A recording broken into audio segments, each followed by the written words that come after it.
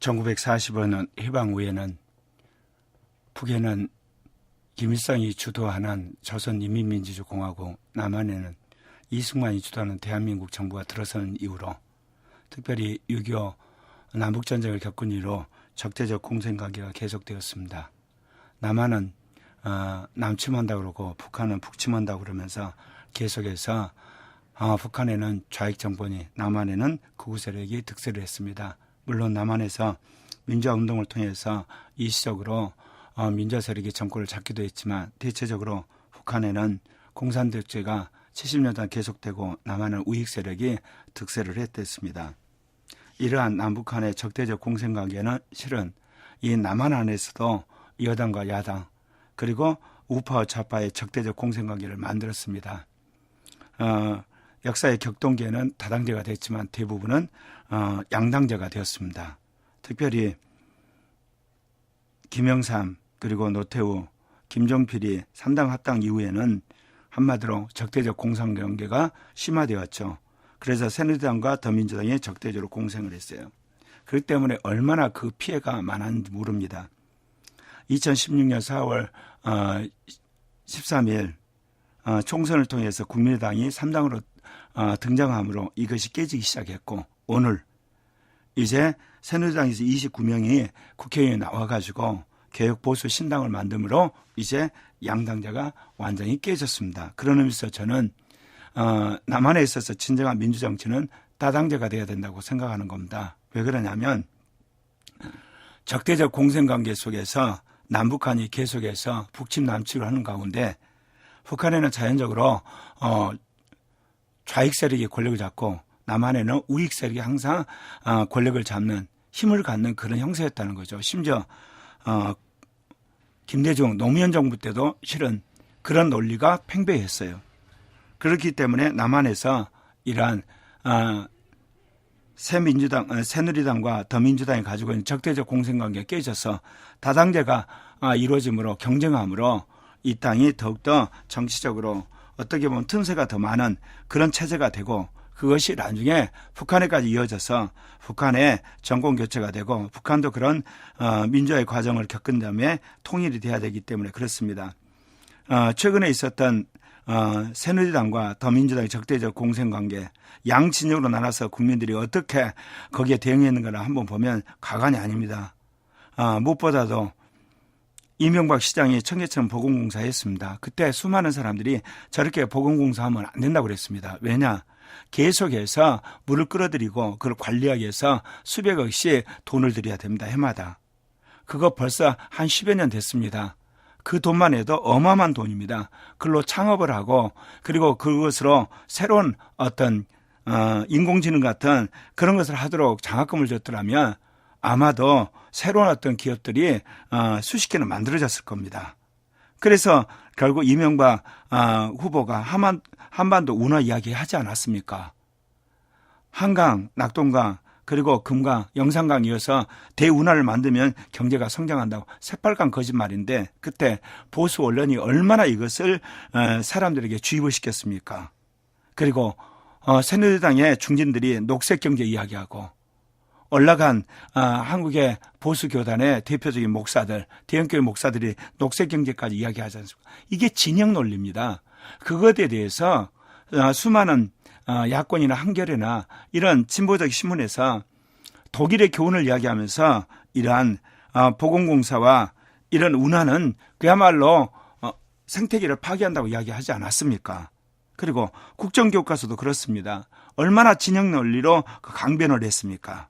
그리고 김일성, 김정일이 죽었을 때 3년 안에 정권 붕괴된다고 얼마나 보수 언론이 그야말로 사람들을 쇠뇌를 시켰습니까? 이러한 모든 것들이 실은 뭐냐? 진영 논리라는 겁니다. 그리고 박근혜 대통령 증세 없는 복지 이야기할 때 어땠어요?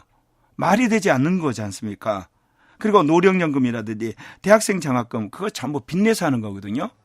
근데 여기에 대해서 비판을 하게 되면 뭐냐? 보수 언론이 달라들어서 이것을 완전히 매도를 하고 그것을 침묵을 시켜버리는 겁니다. 그리고 북한 포위 정책을 이야기한 것까지는 좋은데, 그런데 그렇게 하려면 중국의 도움을 받아야 되잖아요. 그런데 사드를 떡하니 배치합니다. 이게 논리적으로 일관성이 없는데도 불구하고 결국 권력을 잡게 되면 보수 언론이 나서서 종편이 나서서 이걸 진영 논리로 사람을 부추겨서 여론을 몰아갑니다. 그렇게 되면 그것이 그럴싸한 것 같지만 나중에 결국 그것이 새빨간 거짓말이라고 드러난 거죠. 그런데 이것은 보수 진영만 진영 논리에 빠진 거 아니에요. 진보 진영도 마찬가지예요. 노태우 대통령이 새만금 간척 사업을 했거든요. 그 뒤로 얼마나 많은 환경단체가 그거 방해했는지 몰라요. 이미 만든 것 건설적인 대안을 가지고 이야기해야 되는데 지금까지 새만금 이제 겨우 물막이 끝났습니다. 그렇게 생태계 보호를 이렇게 주장한다면 사실 판교밸리 만들었을 때 그거 반대해야 되는 거 아닙니까? 서울이 엄청나게 이렇게 확대돼 가면서 그린벨트가 없어져 가요. 그런데 그런 데는 그런 운동 하지 않습니다. 그냥 뭐를 이야기하느냐? 결국은 진보정이 이야기하는 이 생태계 반대 운동이란 거, 보건운동이란 거 실은 건수가 되는 건 쪽만 한다는 겁니다. 호남 지역이 가지고 있는 어떤 의미에서 저항의식. 그러나 여러분 전북 지역이 한국의 지자체 중에 가장 가난한 지자체라는 사실 압니까?